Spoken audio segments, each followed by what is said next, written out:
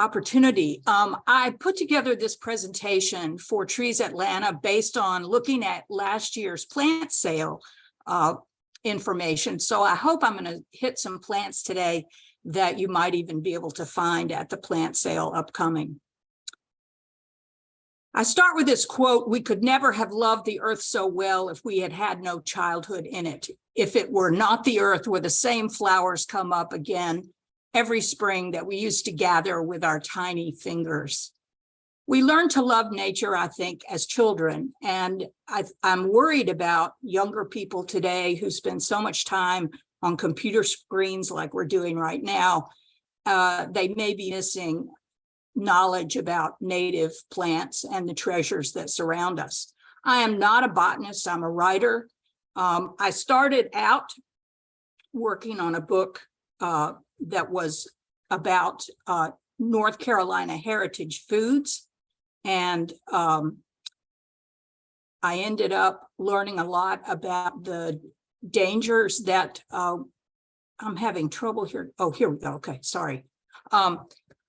I learned a lot about foods, plants, trees that are native to North Carolina, which is where I live, and realized that some of them were somewhat endangered by overuse, poaching, various things. And so when I wrote The Month of Their Ripening, which I will refer to a bit in this talk, I was just beginning to learn about endangered plants.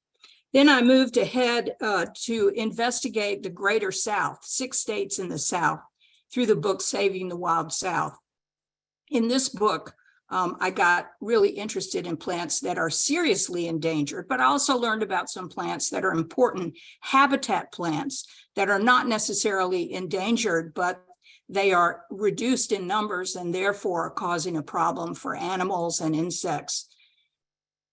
Our identity as Southerners is very much based in plants. I grew up with grandparents who were big gardeners. I grew up in Atlanta, and they would drag me to nurseries on weekends, and I learned more about plants than I probably thought I wanted to know back then.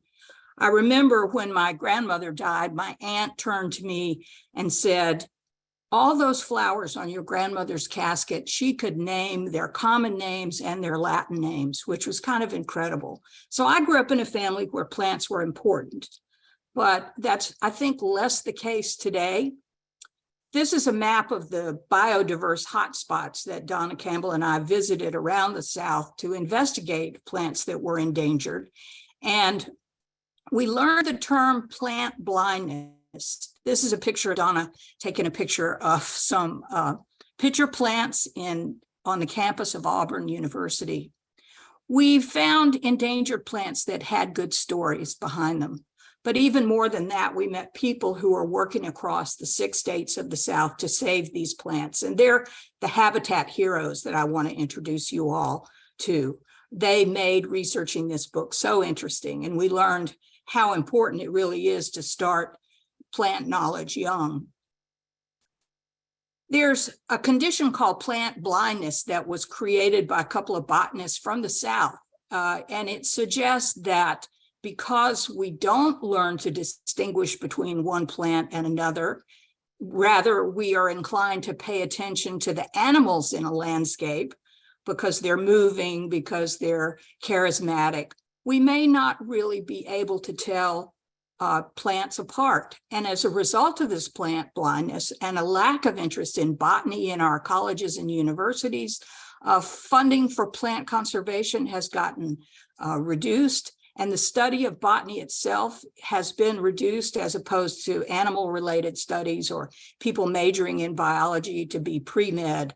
So academic departments of botany and horticulture are in decline across universities, and not just in the United States. The people who invented the term plant blindness did a survey of high school seniors one year, and they found out that 77% of the kids questioned at graduation from high school had never grown a plant by themselves. And 10% had never picked fruit from a tree, and they couldn't remember a children's story that featured a plant. So our future really depends on taking children and grandchildren to visit botanical gardens, nature museums, state parks, to learn our natural heritage, to know the plants that grow where we live and how to identify them. That's really critical. So that's kind of the first point I would leave you all with. This is Noah Yawn. He's a young man who just graduated from Auburn University in botany, and he was the only botany major in his entire class. He worries about what he calls the chosen path of ignorance among his college peers. People are shifting away from the natural world. So he really is spending his energy helping people understand how valuable our plant life is. This is a picture of Noah with pitcher plants from Alabama. He got started with a carnivorous plant. His grandmother gave him a Venus flytrap when he was about 11. He said he fed it hamburger and it died. But an interest was stimulated by that experience. And he now is a pitcher plant specialist and has done work with Atlanta Botanical Gardens, who are working very hard to restore certain populations of these pitcher plants. This is Noah and one of his mentors, Patrick Thompson, at the Davis Arboretum in Auburn. And the pitcher plants that they're cultivating in these two trays are more numerous than the pitcher plants that still exist in the wild in this part of Alabama where they are growing. So the pitcher plants are one of the stories in Saving the Wild South that was pretty sobering. This is LaTanya Scott, who works in Birmingham, Alabama, for an organization called the Cahaba River Society. She works to get people, especially young children from urban Birmingham, outside and into this very clean river, the Cahaba, that is the only unimpounded, it's not dammed anywhere along its course. And so the snails and the plants and the wildlife around it are especially vigorous. She said that she met a kid on one of her trips, a boy who grew up in the heart of Birmingham, who told her he'd never touched a tree before until he came to the program with the Cahaba River Society. These are the Cahaba lilies that bloom in the river between Mother's Day and Father's Day every year. In Georgia, we also have Cahaba, these lilies. They're called shoal spider lilies is the other common name, and they bloom in the Flint River. They also bloom in the Catawba River, just south of the North Carolina line in South Carolina. And these lilies draw a great crowd. They've become a real destination for plant lovers in Alabama, in a tiny town. I'll tell you a little more about that in a minute. They bloom one bloom per day. So you can see yesterday, today, and tomorrow in this picture. Here's another plant hero, Tracy Cook, who's the chief of horticulture at Huntsville Botanical Garden in Alabama. She always loved plants as a kid. She grew potted plants as a child and was just so excited when Huntsville began to build its botanical garden. She went into the Marine Corps after high school, but she knew she wanted to end up doing something with plants, and she ended up going to Auburn and did her master's thesis on global information systems. And she ended up mapping a predictive bunch of sites where she thought that this particular clematis, the Huntsville vase vine, or Moorfield's leather flower, two different names for this rare clematis that grows in Alabama. And she, in fact, found more places of this flower's occurrence than where it had originally been found in Huntsville. So she's doing great work, and they're also propagating this clematis at the Huntsville Botanical Garden. So native plants do carry our heritage and culture, and I just want to talk about a couple of examples of plants. In North Carolina mountains and in the North Georgia mountain, we have ramps. They're garlicky greens that the Cherokee people have been harvesting for thousands of years. They come up in the snow in April in the Smokies and I'm sure in North Georgia. They're a tonic. They're very strong. They smell funny, but the Cherokee ate these spring onions as a ritual. And when they were sent on the Trail of Tears, they ate spring onions that they found on the way to Oklahoma. But there's nothing like ramps. They go really well with potatoes and with eggs. I personally like to eat them cooked, but I know some folks who will even eat them raw. These ramps right here were for sale at a little tiny place in the backwoods of North Carolina, the Poplar Grove Food Mart Campground and Laundromat in Silo. And I ended up buying them and planting them at my cabin in the Blue Ridge Mountains. And now I have my own ramp patch. But chefs are now realizing that ramps are very delicious. They've become a sort of exotic food item on menus in high-end restaurants. They sell for $20 a pound at farmers markets in New York, which has led a lot of poachers to begin to steal these plants and pull them up by the roots, which is not the way you're supposed to harvest ramps. You're supposed to cut them off with a knife right at the ground and leave the roots for next year. But if you should go out sometime this spring and see ramps for sale with the roots on them, if you live high enough where it's cool enough, you can plant them and get your own ramps, but really they should not be poached. This is Yona Wade and Marie Junaluska, who are working very hard as elders in the Cherokee tribe to encourage the tribal members to appreciate this resource. The kids at the Cherokee Public School grow ramps in the yard and learn about them. And they can be raised from seed, but it's very difficult. So anyway, Yona says he freezes them in Ziploc bags. I had another man tell me that you can store them for the whole year in mason jars, cover the top with plastic wrap, and then put a lid on top of the mason jar and put it in the freezer, and they won't smell up your freezer. They really are strong. David Cazzo, who is now retired as the extension agent in Cherokee, told me that he used to eat ramps for dinner, and he'd come in the office the next morning and he had a woman who worked with him who could tell he'd eaten ramps the night before. They sort of exude from the skin, that garlicky smell. But his recipe is sauteing them in almond milk with shiitake mushrooms and serving them over udon noodles. They really are delicious. This is what a little ramp looks like when it's first coming up, which, you wouldn't necessarily see it. And then this is what it looks like when it's ready to be cut off at the ground. Another native plant, very important, is the serviceberry. It grows up and down the East Coast and into Canada, also known as Amelanchier canadensis.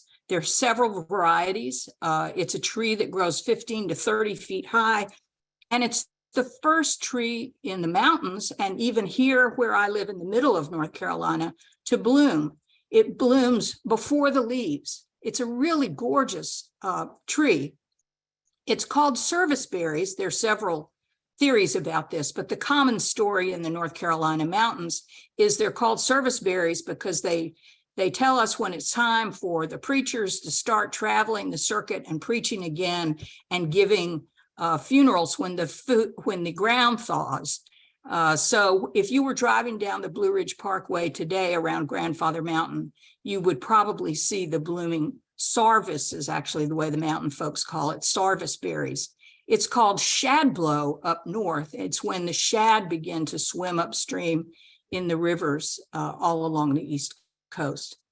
This is the serviceberry tree that I have right here in Carborough outside my condominium.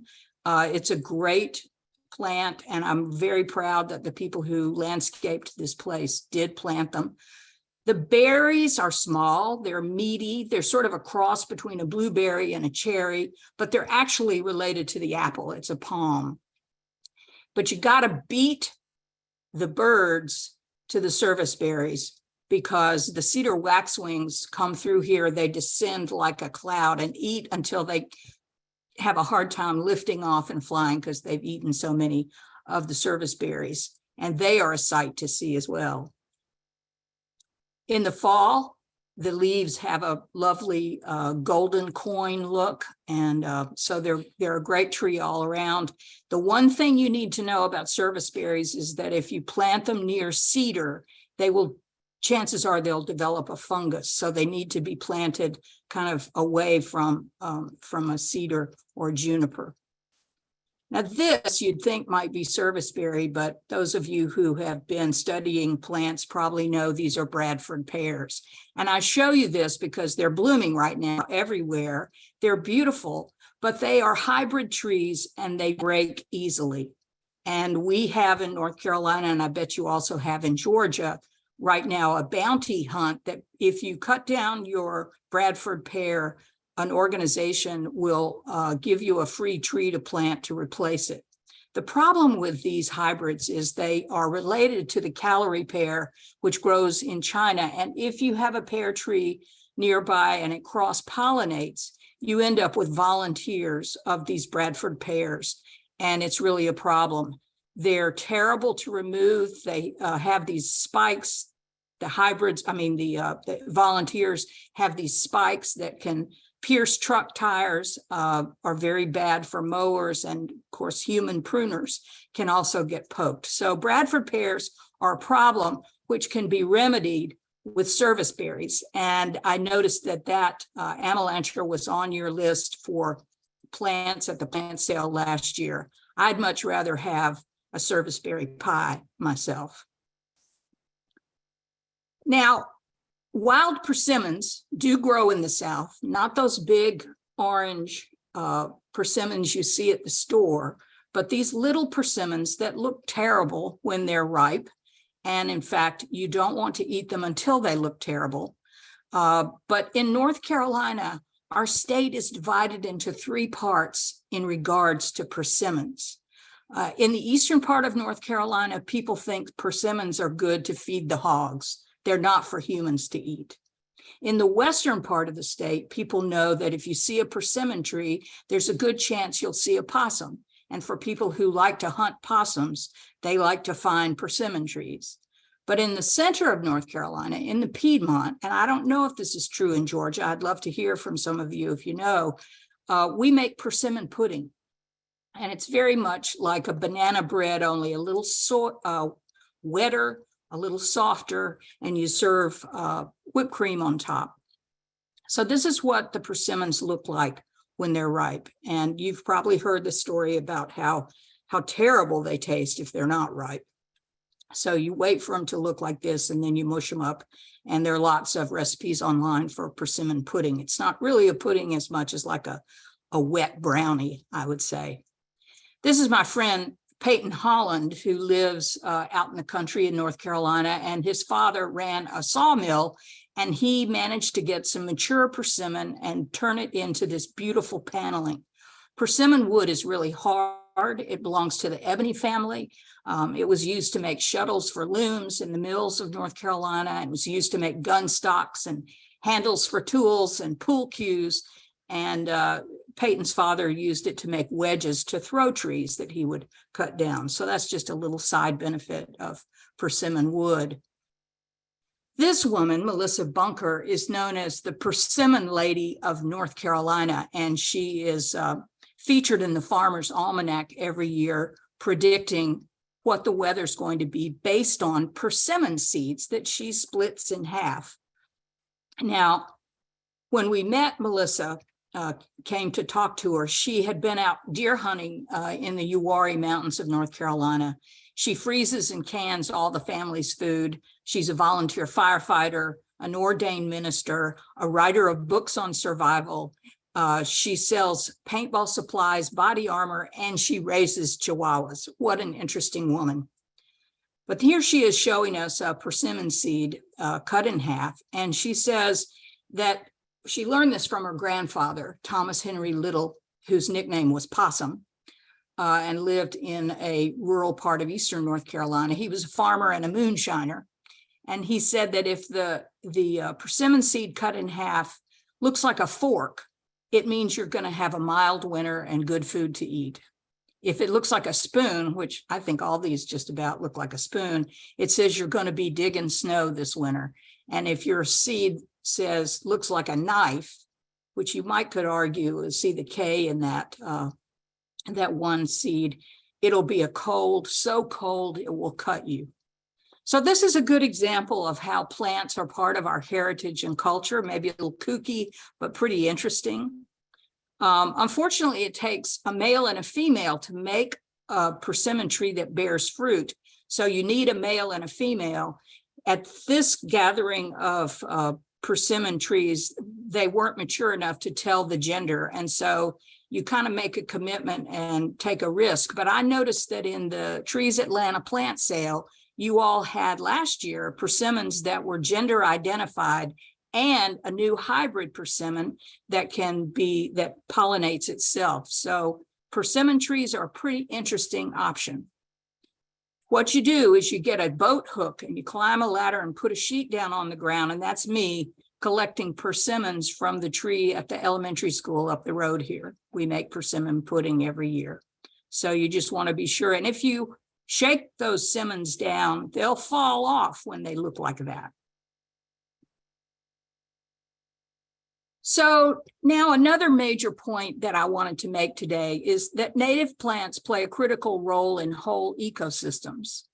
You pull one native plant out, it becomes extinct and the ecosystem is damaged.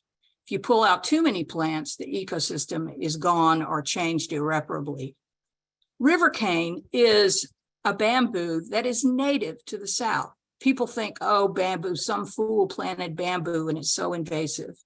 But river cane used to be all over the South. My grandfather grew some and made fishing poles out of them in Atlanta.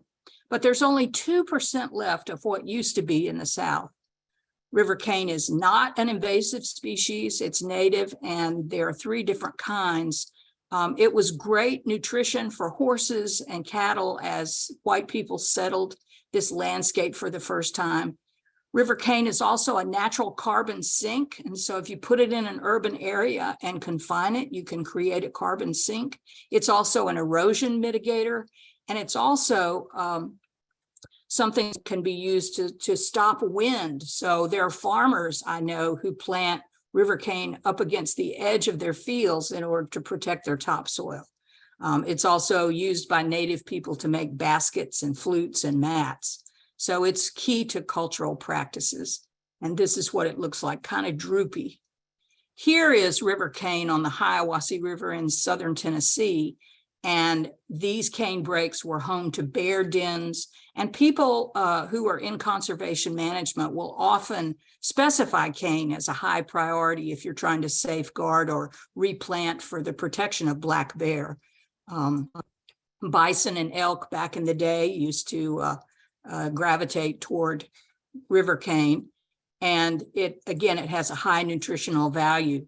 It also is a home to wild turkeys and a home to a number of birds, cardinals, evening grosbeaks, indigo buntings, hooded warblers, and water thrushes, and the imperiled Bachman's warbler and Swainson's warbler make their homes in river cane. Here is one of those pitcher plants blooming in Alabama, and it's actually called the Alabama canebrake pitcher plant because it grows where there are low, moist places in a forest. The problem is in the South, we've planted so many pine tree plantations, as they're called, that we've cut out the light that can reach the ground, and the overstory is so thick with those pine trees that we don't allow these pitcher plants to thrive. River cane is also very important to several species of butterflies. They plant their larvae on river cane. So again, river cane's not endangered, but it endangers by its absence some of these species. Same with swamp rabbits and Kentucky warblers and wide-eyed vireo. The Georgia Department of Natural Resources has been transplanting cane and allowing it to prosper in Panola Park along the South River and also in Tallulah Gorge. Here's Jackie Eccles, who took us on a tour of Panola Mountain State Park, standing amid the river cane that's flourishing there and helping to hold the bank of the South River as it is trying to improve water quality. So the river cane is a beautiful thing. So I would suggest, and of course, Jack Eccles was on NPR last night talking about the situation of the effort to build that police teaching facility south of town. We need to raise awareness of the value of native plants to our elected officials at the town, county, and state level, and encourage folks to know what native plants grow where they serve and the importance of those native plants. So there are towns across the South, I found that, and you know this probably, have adopted native plants as part of their identity and logo. I mentioned how the town of West Blockton, Alabama has adopted the Cahaba lily and has made it a festival in their community. This woman, Myrtle Jones, is a trip, and her dog, Maxie, are working hard to keep the Cahaba Lily Center, which is in downtown West Blockton, Alabama, and full of town history. And it's the meeting place every year for a great big potluck dinner. And then people ride in caravan down to the shore of the Cahaba River and walk out in the shoals and admire the lilies. The lilies were not declared endangered because they look so prosperous when they do bloom between Mother's Day and Father's Day. But the town of West Blockton, when it was announced that they were pretty rare, people started poaching the bulbs, which grow down in the water on the rocks. And so what they did was get a national ordinance to declare that area of the Cahaba River a nature preserve. So the local government now also has prohibitions on poaching the lilies, and they enforce it, which is pretty wonderful. So you don't necessarily have to be on the endangered list to be protected if you can figure out a different public policy. Miss Myrtle is 96 years old and still working to preserve this lily in her community. The Schweinitz sunflower is a peculiar sunflower that loves to grow in poor soil.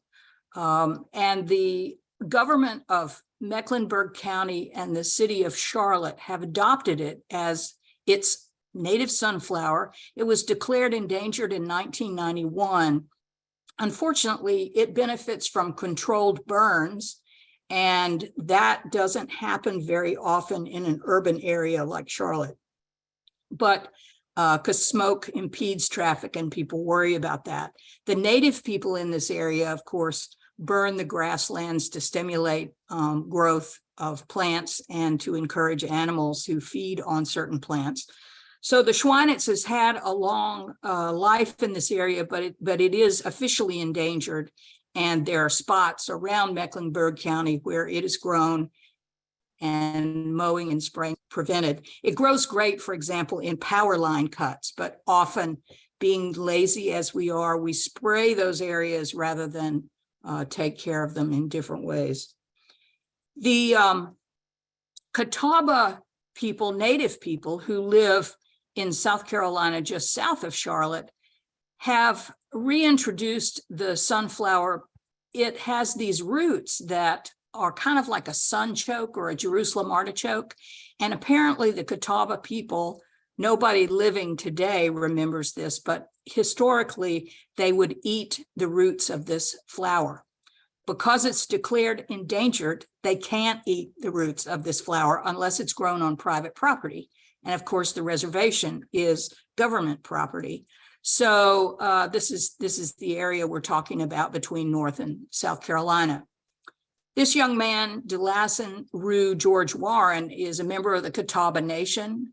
He graduated from Vanderbilt in opera studies. He was a John Lewis Fellow who studied in Copenhagen, and he came back to the reservation to teach the Catawba language, which is also extinct. Nobody is a native speaker, but he's taught himself the language and is sharing it with children. And he's also teaching them how to garden and grow and appreciate the nature around them on the reservation. I will say the Schweinitz sunflower grows well with the Georgia aster, which is one of Georgia's success stories of saving a native plant from endangerment.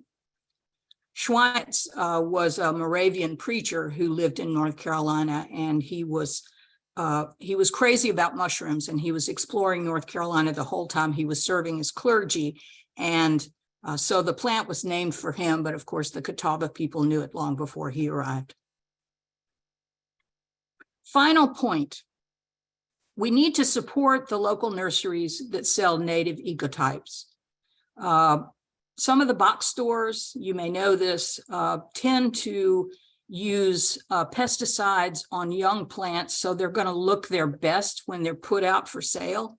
Unfortunately, when that is done in the raising of these plants, they will kill the butterflies and bees that land on them.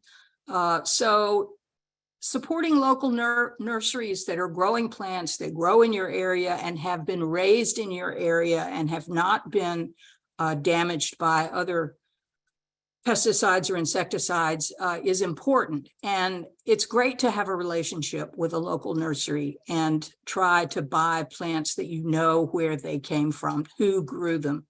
So it's important to ask about that.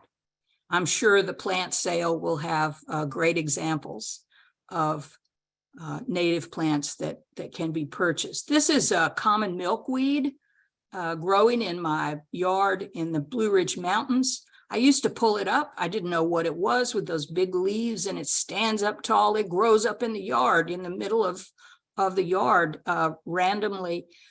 But now I don't take it away. Now I leave it because I know what it is. I know what it does. I know how important it is to the butterflies and the bees. There are 9 species of milkweed, but the common milkweed has the highest average for monarch butterflies, which of course we know are endangered.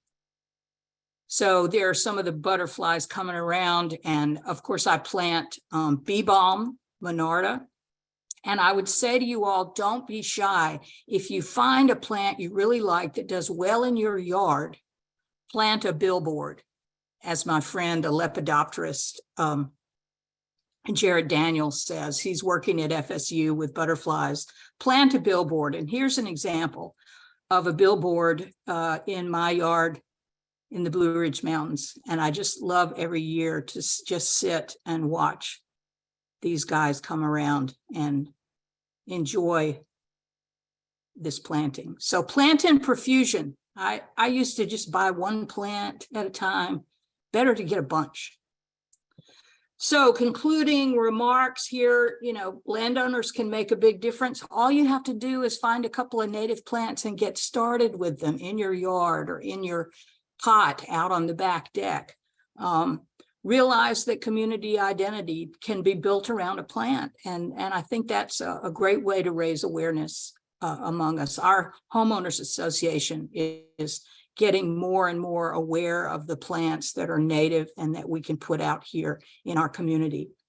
And plants build bridges across differences. They pull people together, as we've seen in Atlanta with Jackie Eccles' work. And remembering that the landscape carries our heritage and culture. And if we don't protect that, we're not going to know who we are. So it's been my great pleasure to talk to you all. I think we're going to now take some questions or comments. I'm not a botanist. I'm a writer with curiosity. And my next book is going to be about some more plants.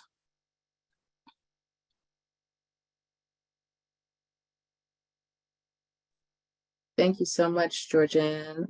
We do have some questions here in the chat. I'm going to share. David said, a friend of mine is a landscape designer and has said within the industry, there is a split between pushing natives versus pushing non-natives that may be better suited to the rapidly changing environment brought out by the climate crisis. Which should be emphasized more, in your opinion? Yeah, I was talking to a woman yesterday who is actually married to the director of the Department of Cultural and Natural Resources in North Carolina. And there is a new park going up in the middle of Raleigh, and the department said, we want you to plant all natives in this park. It's a park about North Carolina. It's about the history of African Americans in North Carolina, and it seems appropriate to plant native plants. I personally feel that planting non-natives, it may be true that the the climate is changing, and planting plants that will be adaptable to changes may be an idea, but I think we are expediting that by not planting natives. So I land on the side of let's plant native plants as much as we can. Landscapers, and I don't want to, run down one group, but they tend to learn in landscape school a certain palette of plants that are easy to care for, that don't require a lot of maintenance. And I know in our homeowners association, there are people who want to spend time working on plants, and there are people who don't. And so, and as a guy who was spraying poison on a tree stump in my yard under the power lines, he said, we're lazy. We're just lazy. If we wouldn't be so lazy, we'd have a better landscape. And I think there's a lot of truth to that. So I still go for the natives, and I bless the landscapers who are open to that. I think they are not in the majority. Thank you. All righty. Do we have any more questions from the participants?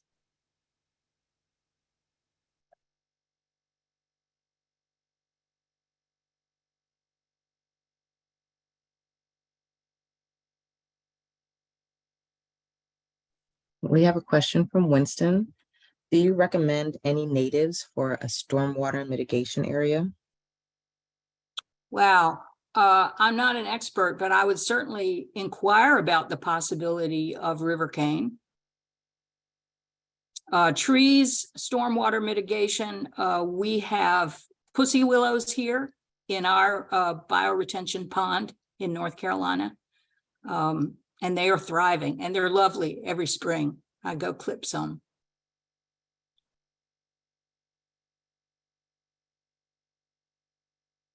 We had one comment from David, who also wanted to share that up in Illinois, they call service berries that because they get harvested around Memorial Day. Interesting. Now that's a new one for me. I hadn't heard that. They have several names. I guess everybody makes a story, which is what we do about plants. Love it. Thank you, David. Someone made a comment sharing that buttonbush grows in ponds and feeds lots of bees. Great. I have seen that. Saw them in Alabama. They're a wonderful native. I hope that's easy to find. I haven't found them easily.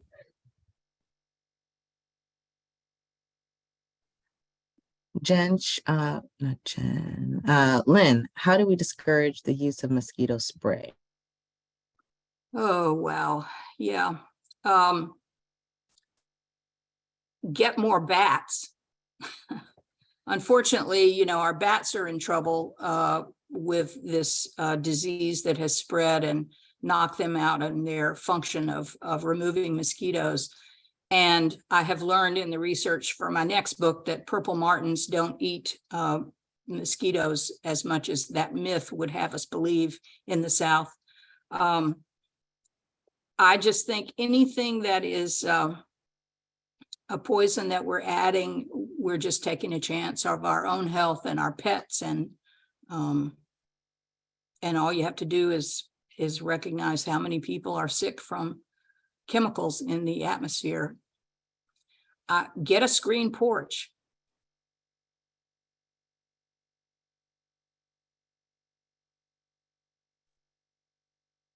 We have a question from Richard. What does Mecklenburg County do to manage the flowers you discussed? They have various sites where they are protected, and they have actually a couple of people on staff in Parks and Recreation, which I think is very unusual, who are charged with keeping up with the Schweinitz sunflowers and maintaining them. They have sites where they are identified as Schweinitz sunflowers, and they also have sites around the county where they are anonymous flowers or away from public view, so that they are always protecting some of the sunflowers.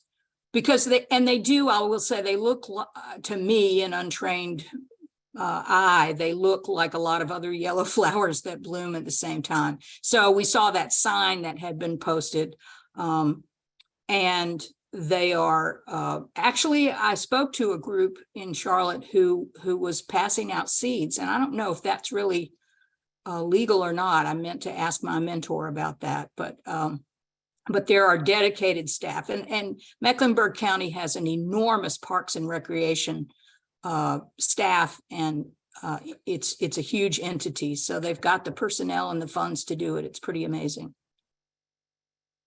And the plants, as I mentioned, like to grow in bad soil. One fella from the Conservancy said, yeah, they love to grow right up against the road.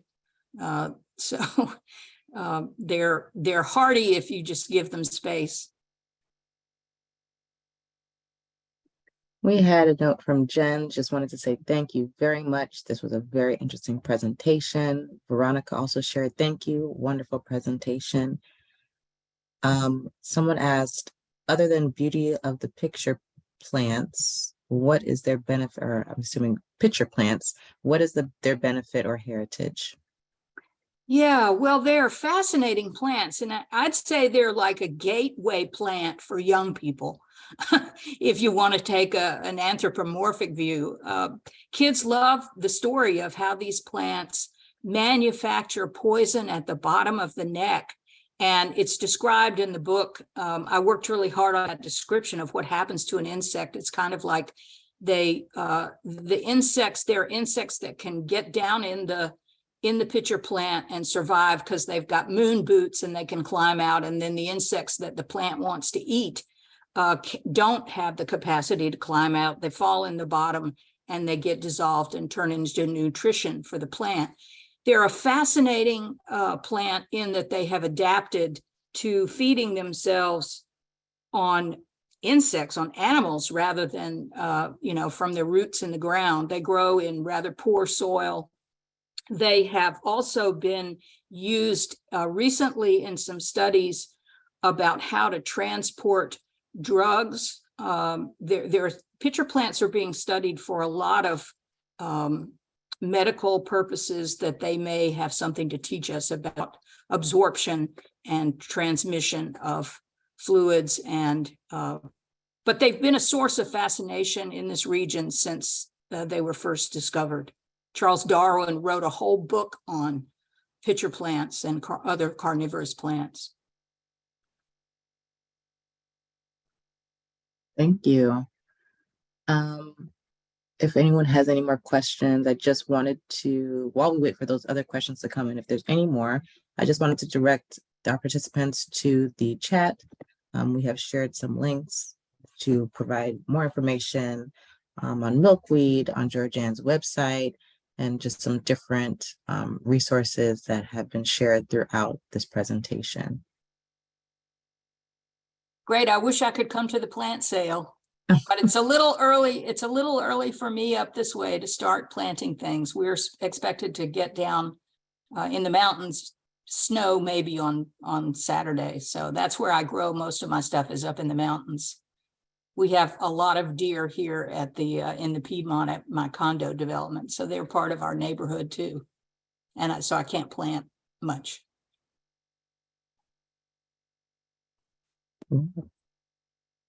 Thank you for that, Georgann. Are there any other questions for Georgann, or possibly for Trees Atlanta, any upcoming events? I'll give you all a moment to ask those questions.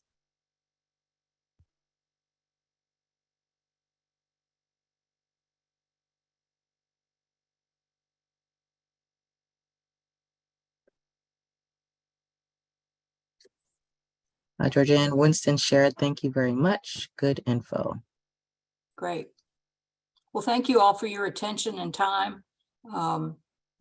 It's not ideal to not be in the same room together and be able to talk. And I know sometimes when I give talks, people actually bring plants for us to look at together. So, but it's nice to be able to connect. And I appreciate the work that Trees Atlanta is doing.